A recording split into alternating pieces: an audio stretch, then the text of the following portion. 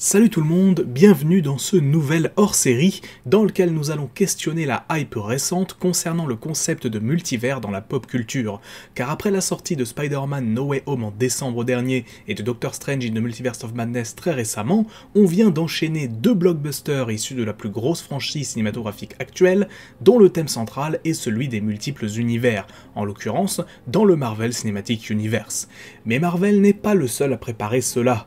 DC va aussi rentrer sur ce terrain avec le film Flash en 2023, et Zack Snyder évoquait lui-même le terme dans sa version de Justice League. Et alors que certaines voix commencent déjà à s'élever contre ce principe même de multivers dans les œuvres de fiction, il est temps de se poser un peu et d'analyser cette hype des univers parallèles. D'où vient-elle? Comment bien l'exploiter? Et est-elle finalement un mal ou un bien pour les grandes sagas cinématographiques?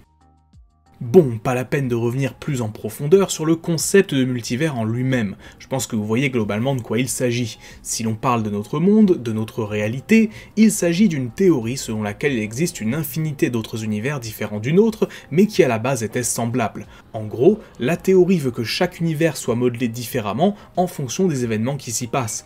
Par exemple, on peut imaginer un univers parallèle où il n'y a jamais eu de guerre mondiale, un monde où on est resté bloqué technologiquement à un stade inférieur, ou au contraire un monde où on a progressé plus vite qu'aujourd'hui.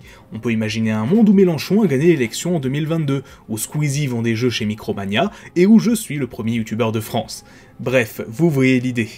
En termes de fiction, même si les comics n'ont pas été les premiers à utiliser ce concept, ils l'ont en tout cas un peu popularisé, les univers de comics étant multiples et les versions différentes de chacun des personnages les plus célèbres tout aussi nombreuses. Certains événements majeurs des comics Marvel et DC Comics impliquent une question de multivers, et plein d'autres univers ont intégré très tôt ce concept dans leur mythologie. J'en avais parlé en 2019, mais Transformers aussi a très vite créé des concepts autour du multivers et des dimensions différentes, à coup de voyageurs interdimensionnels, rencontres de différentes versions de personnages, etc., etc. Au cinéma, Marvel et DC, les deux mastodontes de l'industrie des comics, sont pendant très longtemps restés extrêmement frileux quant à ce concept, étant à peine évoqué et suggéré dans des films comme Doctor Strange ou encore Avengers Endgame, sans jamais être totalement assumé comme concept à mon sens. Puis est arrivé l'excellent Spider-Man Into the Spider-Verse, qui lui a totalement cassé les codes et ramené plein de versions différentes du personnage dans un seul film, plongeant totalement dans ces histoires de réalité alternative, rien que de par son héros, qui n'est pas Peter Parker mais Miles Morales. Très vite, et alors que chez DC on patine, Marvel décide en interne que le concept de multivers allait être au centre de la quatrième phase de leur univers cinématographique, la première à introduire des séries télé. Et c'est justement via une série Disney+, que le concept de multivers va pour la première fois être présenté, à savoir dans la série Loki en 2021, suivi peu de temps après par What If, série animée elle aussi axée sur ce concept. Mais ces médias restent relativement de niche, enfin entre gros guillemets bien sûr, mais ce qui a réellement propulsé le multivers sur le devant de la scène, c'est Spider-Man No Way Home, sorti fin 2021. Dans ce film, des personnages en provenance d'autres continuités débarquent dans le MCU à la suite d'un sort jeté par Doctor Strange que Peter a fait échouer. C'est évidemment l'occasion de faire revenir les méchants iconiques des deux anciennes sagas de l'Homme Araignée, et évidemment Tobey Maguire et Andrew Garfield qui viennent ainsi épauler le Spider-Man de Tom Holland. Faire revenir ces personnages a littéralement cassé internet en deux, et après avoir vu une troisième fois No Way Home à sa sortie en VOD récemment, je ne peux que reconnaître que Marvel et Sony m'ont bien eu, car j'ai beau découvrir de nouveaux défauts à mesure que je revois le film, eh bien je ne peux que difficilement cacher l'effet que ça me fait de voir ces personnages interagir ensemble. Cependant, en prenant un peu de recul, est-ce que ce long métrage n'a pas un peu biaisé à jamais l'attente que le grand public aura concernant toute histoire impliquant le multivers désormais? En effet, il y a deux façons d'appréhender le multivers. Soit c'est un personnage issu d'un autre univers qui débarque dans celui que l'on connaît, soit ce sont nos personnages qui voyagent dans des réalités alternatives et qui rencontrent donc d'autres personnages dans leurs univers à eux. Spider-Man No Way Home rentre dans la première catégorie. Ce sont des persos étrangers au MCU qui débarquent dans ce dernier. Le multivers n'est pas alors un élément de l'histoire à proprement parler, mais plutôt un prétexte afin d'amener à la situation voulue par les producteurs et par les fans, la rencontre entre les trois Spider-Man face à certains de leurs plus grands némésis. On voit bien que le multivers n'est qu'une excuse ici quand on constate le nombre de pirouettes scénaristiques nécessaires pour aboutir à la situation souhaitée. Le fait que Peter pense directement à un sort de Doctor Strange pour aider Ned et MJ à aller au MIT, le fait qu'il ne pense même pas à régler la situation autrement, le fait que Strange accepte le sort après avoir refusé au départ, le fait que le sort fonctionne mais que Peter le fasse rater de la manière la plus ridicule qui soit en déconcentrant Strange, puis le fait que par on ne sait pas quelle logique, ce sort soit lié au multivers. Voilà le cheminement nécessaire pour que l'on se retrouve dans la situation recherchée. Par la suite, l'intrigue en elle-même se déroule de manière relativement fluide à mon sens, malgré des facilités évidentes, mais elle permet au moins de développer et de véritablement faire évoluer le Spider-Man de Tom Holland, pour qui j'ai enfin pu ressentir un peu de peine au bout de 3 films, c'était laborieux, mais mieux vaut tard que jamais. Reste que tout cela aurait pu être accompli sans multivers, avec un antagoniste provenant du MCU, et tout le dilemme autour du fait que Strange puisse faire oublier à tout le monde l'identité de Spider-Man aurait également pu exister sans que l'on décide de lier ce sort au multivers pour je ne sais quelle raison. On est donc bien ici dans le cas du multivers utilisé comme prétexte pour autre chose.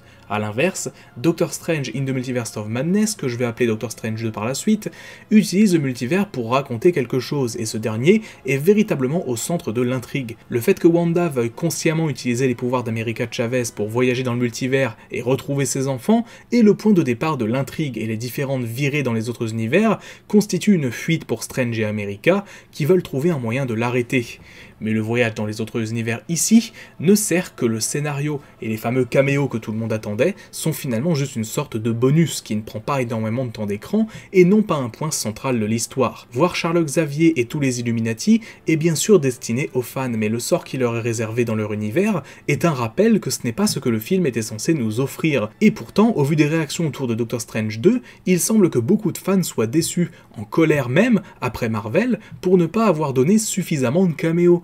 Les gens espéraient voir Deadpool, Wolverine, un nouvel Iron Man, ils voulaient du No Way Home puissance 10 quoi, avec encore plus de fanservice. Moi au contraire, j'étais très inquiet sur ce point du film, car je craignais que les caméos prennent beaucoup trop de place et que Multiverse of Madness ne soit qu'une excuse pour faire débarquer dans le MCU des personnages comme Deadpool et les X-Men, voire pire, faire revenir un Tony Stark d'une autre continuité afin de bâtir un statu quo tout sauf positif pour l'univers et ses enjeux. Au final, rien de tout ça. Doctor Strange 2 est un film qui constitue entre guillemets juste la suite de WandaVision et conclut l'arc du personnage dans le Marvel Cinematic Universe, même s'il est probable que Wanda revienne à l'avenir. Des critiques légitimes peuvent être faites au long métrage de Sam Raimi, bien sûr, mais lui, au moins, n'est pas tombé dans le même piège que son prédécesseur, racontant une histoire dans le multivers, au lieu d'utiliser ce dernier comme excuse pour assouvir les rêves des fans. Un des problèmes, peut-être l'un des plus importants concernant la perception du multivers, a sans doute été les dates de sortie de No Way Home et Doctor Strange 2. En effet, au moment de l'annonce de la phase 4, Multiverse of Madness était censé sortir en premier et aurait donc été le premier film à introduire le grand public à cette notion. Il est donc logique, malheureusement, qu'en voyant les 3 Spider-Man se rassembler en décembre, beaucoup de fans se soient attendus à quelque chose d'encore plus fou quelques mois plus tard.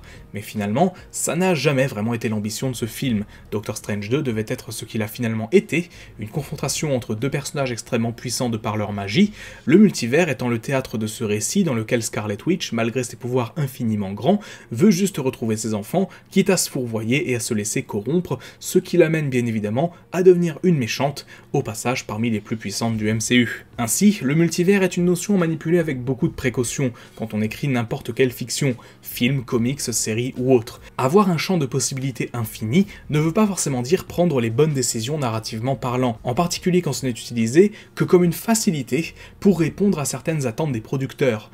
Réunir les 3 Spider-Man chez Marvel et Sony, remplacer Ben Affleck par Michael Keaton et Superman par Supergirl au sein du DC Extended Universe dans le film Flash à venir en 2023, et on en revient à l'éternelle question, faut-il forcément donner raison aux fans et à ce qu'ils attendent?